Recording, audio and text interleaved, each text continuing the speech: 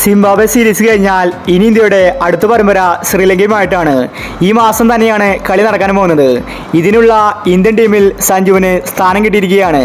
Rohit ശർമ്മയ്ക്കും കോഹ്ലിക്കും rest കൊടുത്തിരിക്കുകയാണ്.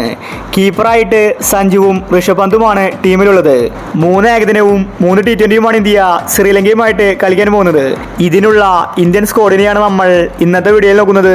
ഇത്തരം cricket ന്യൂസിന് വേണ്ടി ഈ ചാനൽ മറക്കാതെ സബ്സ്ക്രൈബ് ചെയ്യൂ.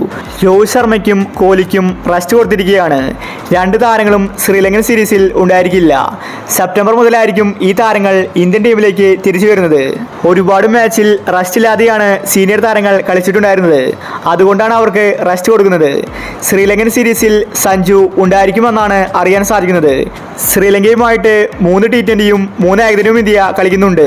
ഈ 2 സീരീസിലും സഞ്ജു ഉണ്ടായിരിക്കും. T20യിലും ഏകദിനത്തിലും സഞ്ജു ആയിരിക്കും ഇന്ത്യയുടെ കീപ്പർ.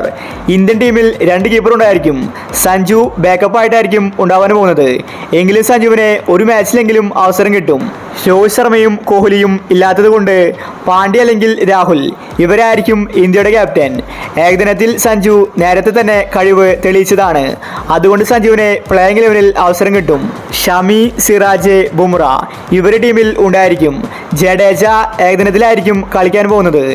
ശ്രേയസ് അയ്യർ ടീമിലേക്ക് തിരിച്ചെത്തും. എന്നാൽ ഇഷാന ടീമിലേക്ക് പരിഗണിക്കില്ലെന്ന റിപ്പോർട്ടാണ് വന്നിരിക്കുന്നത്.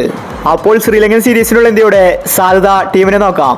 ജയ്സ്വാൾ, ശുഭ്മാൻ ഗിൽ, ശ്രേയസ് അയ്യർ, സൂര്യകുമാർ യാദവ്, രാഹുൽ, സഞ്ജു, ഹാർദിക്, അക്ഷർ പട്ടേൽ, ജഡേജ, കുൽദീപ്, യുസ്വേന്ദ്ര ചഹൽ, ബുംറ, ഷമി, സിറാജ് ഇതാണ് ഇന്ത്യയുടെ ഏകദിന T20യുടെ സാധ്യതാ ടീം.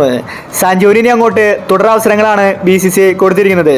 പക്ഷേ സ്ക്വാഡിലുണ്ടെങ്കിലും സഞ്ജുവിന് പ്ലേയിങ് 11ൽ അവസരം കിട്ടാൻ സാധ്യത കുറവാണ്.